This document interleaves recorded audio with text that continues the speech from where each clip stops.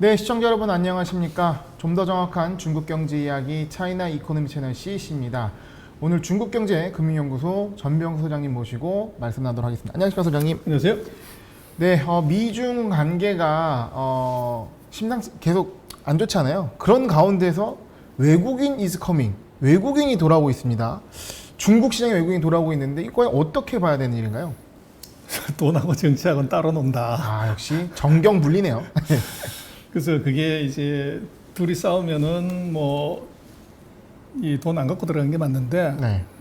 지금 그 최근 이틀 사이에 중국 증시가 뭐 차트에서 보시는 것처럼 드라마틱하게 올라갔어요. 네, 최근 2주간에 증시가 확실하게 반등한 게 느껴지는 시원하게 이제 올라갔는데 예. 그 이유는 지금 놓고 보면 지금 5월 25일 날 보면 지금 후전깡통 개통하고 난 이후로 단일 하루 들어온 돈으로는 최대 3조 7천억이 들어왔어요. 그리고 이제 26일에도 여전히 돈들이 많이 들어왔고요. 네. 그래서 이거 이제 어떻게 봐야 되냐는 건데 뭐 우리나라 대통령이 그 미국 가서 정상회담하고 중국이 뭐 보복한 애 만에 뭐 이런 얘기가 또 도는데 왜 이렇게 많이 들어왔냐? 환율입니다. 아, 환율이요. 그래서 지금 그 중국 환율 놓고 보면 뭐 시원하게 아래로 빠지는데 이건 이제 절상이 되고 있다는 거죠. 위안화 가치가 올라간다는 거죠. 그렇죠. 달러 대비. 그렇게 되면 이제 투자하는 사람들은 가만 앉아서 환차익을 보게 되죠. 네. 그래서 어제처럼 뭐 제로 금리인데 환율 한 3%만 절상이 돼도 거기다 캐피탈까지 합치면은 뭐 돈을 먹을 수 있기 때문에 돈이 들어가는데 보면 지금 환율이 6.4까지 내려왔어요. 그래서 이게 작년 6월 달에 7.09까지 갔다가 거의 한 10% 정도 지금 절상이 됐고 네.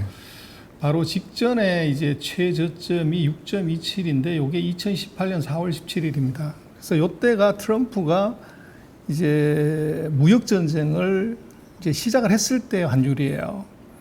근데 뭐 중국이 그 사이에 무역 수지 흑자가 뭐 계속 났음에도 불구하고 환율을 6.27에서 7.09까지 12%를 확 절하시켜 버린 거죠. 네. 그래서 이건 뭐냐 그러면 뭐 오늘 또 아마 언론에서 여러 가지 얘기를 하지만 이거 중국 환율은 이거는 정치적인 이 수단으로 해석을 해야지 경제적으로 해석하면 틀립니다.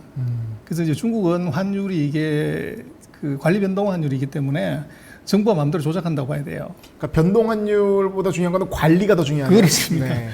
그래서 아니 무역 수지 흑자가 계속 나는데 어떻게 환율이 절하가 되냐? 외환 보유고도 계속 늘어났는데 이거를 정부가 미중 무역 전쟁 때문에 수출 기업들이 타격받을 걸 우려해서 환율로 요거를 보상을 해준 거죠. 예. 그래서 25% 보복까지 때렸는데 12% 절하시켜주면 13% 정도만 이제 효과를 받는 거죠. 네. 그리고 난 다음번에 이제 미중 전쟁이 조금 슬로우 다운 해지면서 최근 들어서 보면 2021년 들어가지고 이게 환율 절상폭이 다시 이제 확 이제 올라가요. 그래서 지난 직전 저점 대비해서 한 2%만 더 절상이 되면 이제 트럼프하고 무역 전쟁했던 그 시절로 돌아갑니다. 네. 사실 환율에서 무서운 거는 방향도 방향인데 속도잖아요. 그렇죠. 이때 굉장히 좀 가파르게 절상을 했거든요. 그래서 지금 금년 들어서 놓고 보면 한 3% 정도 이제 이게 환율이 절상이 됐어요. 네. 근데 이거 왜냐? 바로 이것 때문에 그렇습니다. PPI. 물가 때문에 그런 거죠. 물가. 그래서 지금 뭐 원자재 가격들이 다 급등을 했고 중국 입장에서 보면 PPI가 지금 7%대까지 올라갔기 때문에 이게 이제 인플레이션으로 이어지는 거 아니냐. 이제 이렇게 하는데 나중에 말씀드리겠습니다. 인플레하고 상관없습니다, 별로. 네.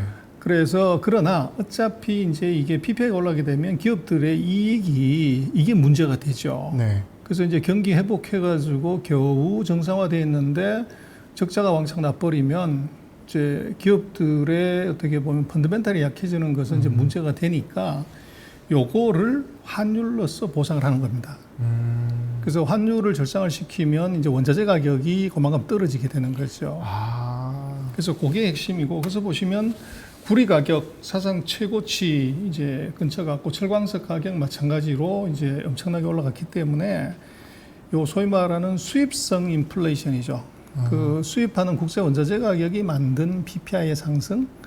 이제 보통의 PPI 상승 사실은 장사가 잘 돼가지고 수요가 많아서 원자재가 올라가야 되는데 지금 이 가격은 구리나 철광석 가격은 수요보다가는 오히려 투기 자금이 붙어서 네.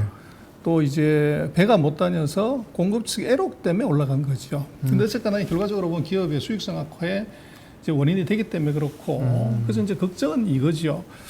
아, 이게 공업 물가 지수, 공산품 가격이 올라가 가지고 CPI가 소비자 물가가 영향을 받게 되면 금리를 올리게 되고 그러면 이제 주식 시장에 치명적인 악재가 올 수가 있겠다. 네. 지금 미국이 이제 그런 상황을 상정하는데 중국은 그게 진정한 인플레이션. 그렇죠. 근데 중국은 이럴 가능성이 대단히 낮아 보여요. 그래서 지금 PPI의 주 이제 뭐 상승의 요인이 됐던 철광석이나 구리 뭐 이런 것들은 첫 번째 정부가 칼을 뺐어요. 그래서 올라가면 다 투기를 하게 되는데 이제 매점 매석 투기 이거 하면은 이제 혼내주겠다고 이미 정부가 언급을 하면서 철광석 가격, 구리 가격이 좀 떨어졌어요. 네. 그렇게 되면 이제 PPI는 아마 2분기 정도 되면 떨어질 겁니다.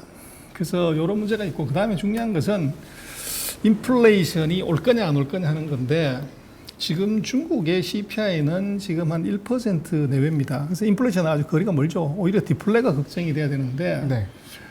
이게 지금 공업 물가 지수가 소비자 물가로 증가되는 게 굉장히 중국은 어렵게 돼 있어요. 그게 중국은 돼지가 지난번에 우리가 한번 얘기를 했지만 돼지가 인플레를 좌지우지하고 채소값이 좌지우지하지 공업 물가 그렇게 영향 못 미쳐요. 그래서 CPI 구성 요소를 보면 식품 음식료가 32%, 이 주택 난방 이제 17, 교육 문화 14, 교통 통신 10밖에 안 돼요. 그래서 공산품의 비중이 낮아요. 그래서 PPI가 많이 올라간다고 하더라도 CPI가 이게 급격하게 올라갈 가능성이 상당히 낮은 게 중국 CPI의 특징이에요. 그래서 그 인플레 공포는 이것은 뭐 그렇게 중국은 걱정 안 해도 된다. 그러고 중국 같은 경우는 최근에 이제 2020년에 물가가 많이 올라갔던 것 중에 하나는 돼지 때문에 그래요.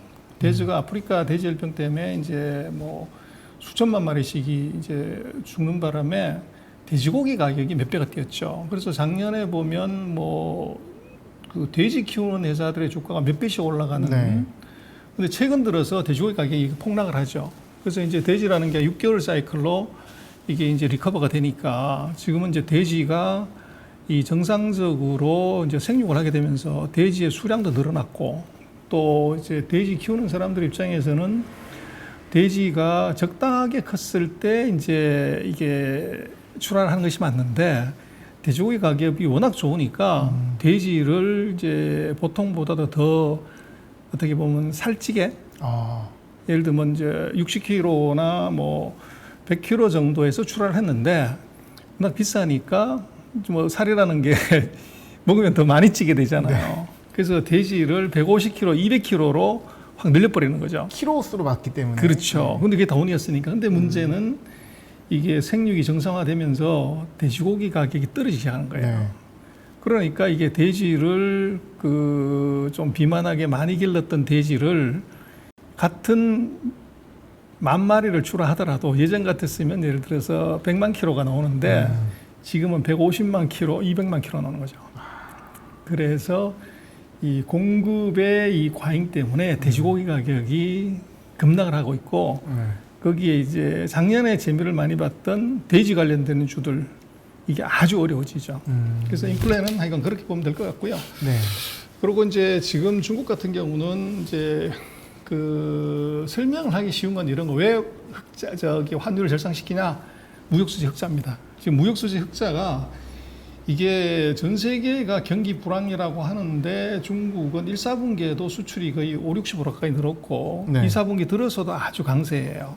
그래서 이것은 이제 이 전 세계가 경기가 살짝 회복하면서 그 생필품의 수요가 늘어나는 거를 이걸 중국이 가장 이제 수요를 크게 받는 거죠. 근데 뭐 중요한 것은 이 흑자인데 지금 중국이 무역수지 흑자가 4월까지 누계로 1,579억 불이 들어왔어요. 그래서 작년에 얼마였냐면 580억 불이었어요. 거의 3배 가까운 무역수지 흑자가 네. 이제 났고 2019년에 코로나가 없었던 때도 한 890억 불이니까 2019년 대비해서도 한 2배, 2020년 대비해서는 한 3배 정도 되기 때문에 그 무역수지 흑자는 결국 외환보유고의 증가로 이어지니까 이론상으로 환율이 절상되는 것이 맞다. 이제 이렇게 설명은 할 수 있어요. 그러나 아까 말씀드린 것처럼 중국 환율은 이것보다가는 정부가 수입성 물가 요거를 걱정을 해서 기업들한테 어떻게 보면은 수익을 보존해주는 차원에서 환율을 절상시킨 거다. 이렇게 볼 수 있고 또 하나 이제 앞으로 미국하고 중국이 지금은 기술 전쟁이지만 조만간에 한율을 갖고 얘기를 할 거예요. 네. 그랬을 때 이제 미국이 항상 얘기하는 게 중국이 환율을 조작해서 기업들한테 이득을 준다.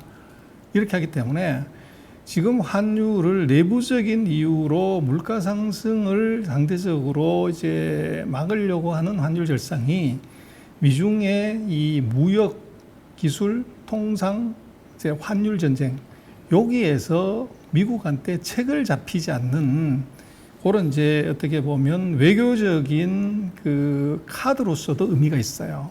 그래서 복합적인 그런 요인들이 이게 이제 환율 절상으로 이루어졌고, 근데 환율 절상이 이루어지니까 외국인들 입장에서는 이것이 이제 투자 메리트로 작용을 할 수 있고, 그리고 지금 전 세계가 다가 이제 유동성 장세는 끝나고 실적 장세로 들어오는데 거기서 전 세계에서 가장 먼저 경계해보는 게 중국이에요. 그러다 보니까 중국은 이제 최근 한 석 달간의 주가 조정 이후에 방금 말씀하신 것처럼 이제 주가가 그 최근 뭐 2, 3주 사이에 이제 이렇게 살짝 고개를 드는데, 근데 주목할 것은 이제 외국인이 들어오면 맨 먼저 사는 건 마오타이부터 삽니다. 그래서 지금 환율이 절상이 되면 이제 내수주가 수혜를 받으니까. 그러나 좀 재밌게 보이는 것은 바로 이 중국의 코스닥, 중국의 나스닥이라고 할 수 있는 창업반 주식입니다. 지금 창업반을 보면 이게 3월 달 이후로 추세적으로 이미 뭐 거래소 예를 들면 심천이나 상해의 유가증권 시장하고는 다르게 지속적으로 우상향하고 있어요. 그래서 3월 달에 고점 수준을 휙 넘어서는 정도로 가고 있다는 거죠. 네. 그래서 중국 같은 경우가 이게 전 세계 기술주가 이제 다 조정받는 상태에서 중국의 기술주가 먼저 반등하는, 그러나 이 중국의 이 기술주는 인터넷주가 아닙니다. 네. 그래서 중국은 이 플랫폼 주식들은 전부 홍콩하고 미국에 상장이 돼 있죠. 근데 여기에 이제 중국의 기술주라고 하는 것은 바로 이 하드웨어 쪽. 반도체 디스플레이 뭐 그렇죠. 이런 쪽. 그겁니다. 그래서 지금 반도체 경기가 이제 계속적으로 회복하고 있다고 얘기를 하는데, 중국은 뭐 반도체사들이 이익은 무지하게 나지만 주가는 최근 뭐 한 2, 3개월 동안 폭락을 했죠. 그러다 보니까 이제 그런 하드웨어 기술주들의 반등이 이제 아주 강하게 일어나고 있고, 그래서 외국인들도 최근에 보면은 이제 이런 테크 쪽, 그래서 하드웨어 테크 쪽으로 많이 보고 있다. 네. 그게 조금 이제 특징적입니다. 그래서 외국인 순매수로 보면 이제 아무래도 음식료가 가장 많았고, 두 번째가 은행, 세 번째가 IT입니다. 그래서 그 IT는 하드웨어 IT죠. 그래서 지금 뭐 외국인들이 자금을 갖고 들어왔는데, 지금 아마도 그 지금처럼 PPI가 높아진다고 하면 당분간은 아마 환율 절상을 용인할 가능성이 있다. 계속적으로 한 2% 정도 더 그 놓아둘 가능성이 있고, 이제 제일 중요한 것은 경기 회복이죠. 경기 회복이고, 인플레가 되면 PPI가 높아지면 기업들의 이익이 나빠질 거다.